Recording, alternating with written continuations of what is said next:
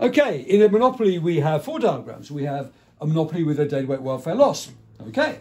We have a monopoly with economies of scale, which I'm going to draw in a second or two. We have a monopoly with contestability, right, which we've already drawn earlier on today, and a natural monopoly with water. Now, please note, can you remember that this here is a deadweight welfare loss because there is a falling consumer surplus, because imagine if we were producing at that point there, which would happen in a competitive market, then that would be a gain in consumer surplus and that would be a gain in producer surplus. Okay, so overall there's deadweight welfare loss in a monopoly situation. As you all know, it is productively and additively inefficient. Okay, producer surplus, a measure of the economic welfare enjoyed by firms or producers.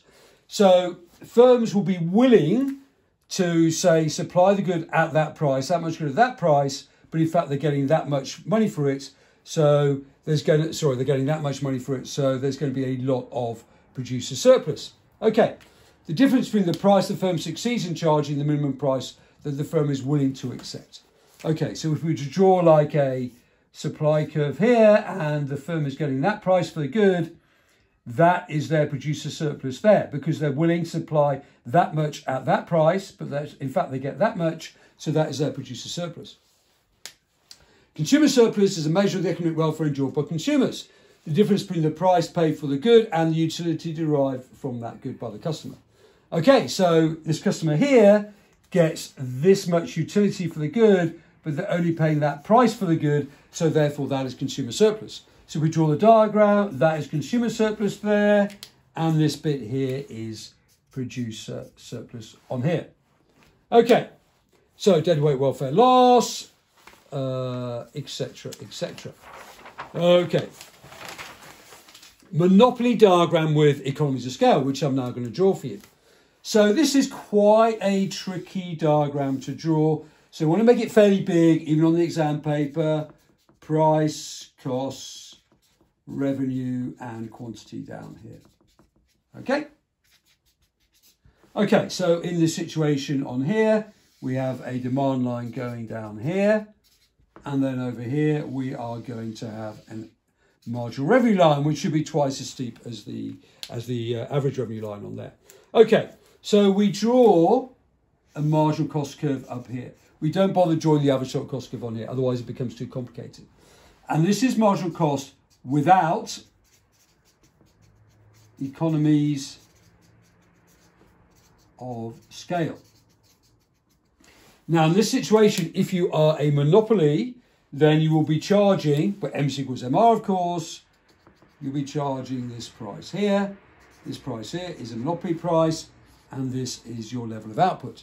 However, we all know that imperfect competition is better than that, or a competitive market. So in this one, I'll put PC, and we go all the way down here. And this is QC, which is the competitive market. Okay, but then the monopoly comes along and has dynamic efficiency, or it has economies of scale.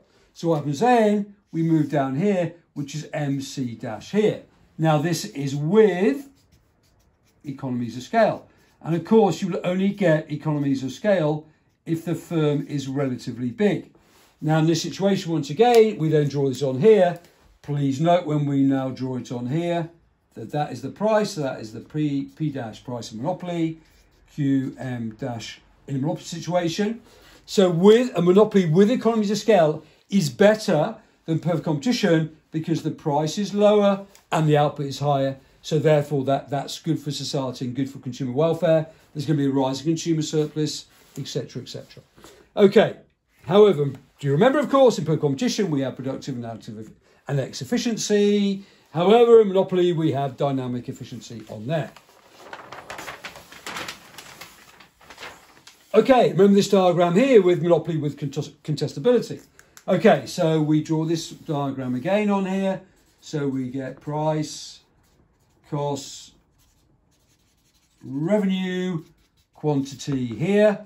Now we're just going to draw this on here once again. Sorry, I should really get a better pen than this. I'm looking around for one. Okay, hopefully this is a better one. I don't think it will be, but it might be better. D is equal to AR. And then we're going to draw this bit here, which is MR on here. So we then draw here, which is MC. Okay. So once again, we're going to draw, that is the point. We're going to maximise our profits. And then always draw the average total cost line. Don't draw it going through there. Just draw it somewhere like that. The MC line goes to the bottom of the ATC line.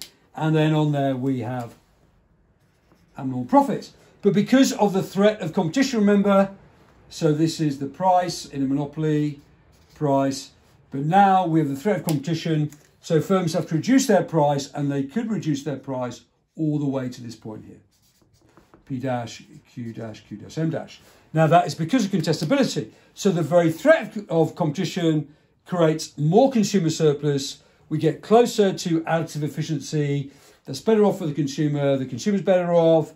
However, the firm is making less profits and therefore less money to invest in the business. So, does contestability lead to creative destruction? That's the question. I believe it would do because there's more competition. So firms to compete will have to think of new ways of doing things.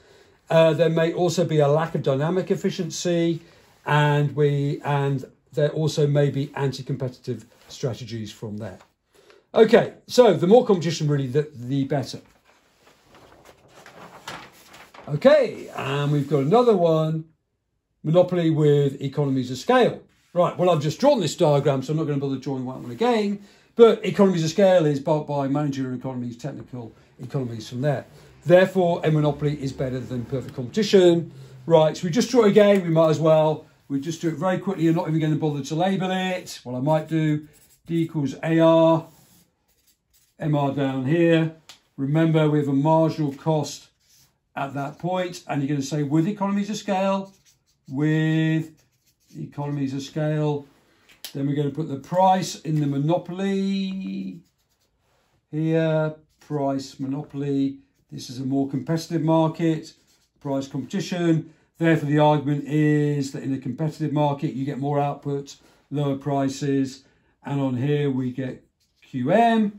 However, in a monopoly, this is without economies of scale. Then a monopoly with economies of scale.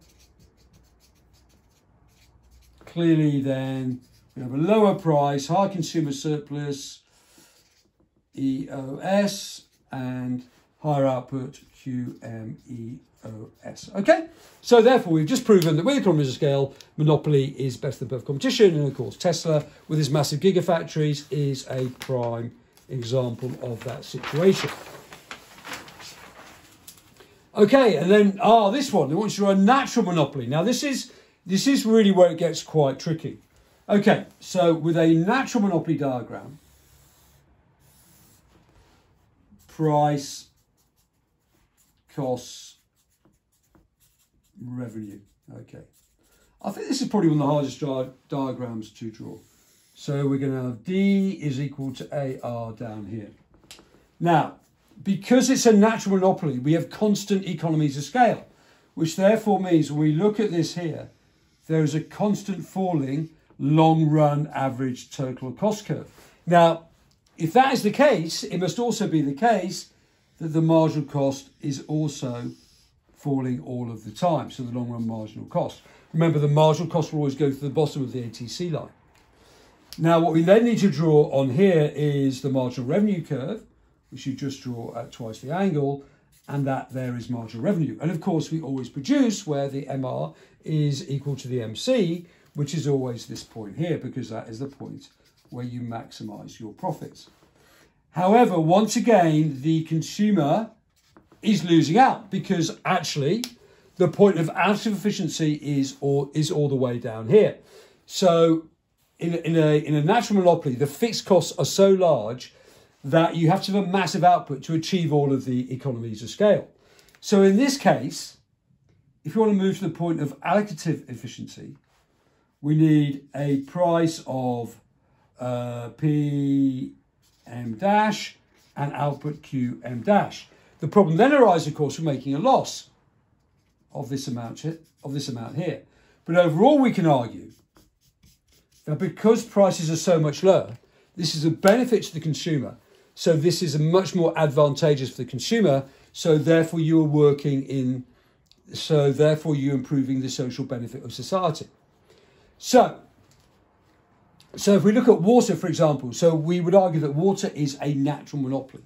Okay, so when they had the water industry, what they did was they split off into certain areas, and then each area is its own localised monopoly. But then we don't get the advantages of a natural monopoly of having one great big firm.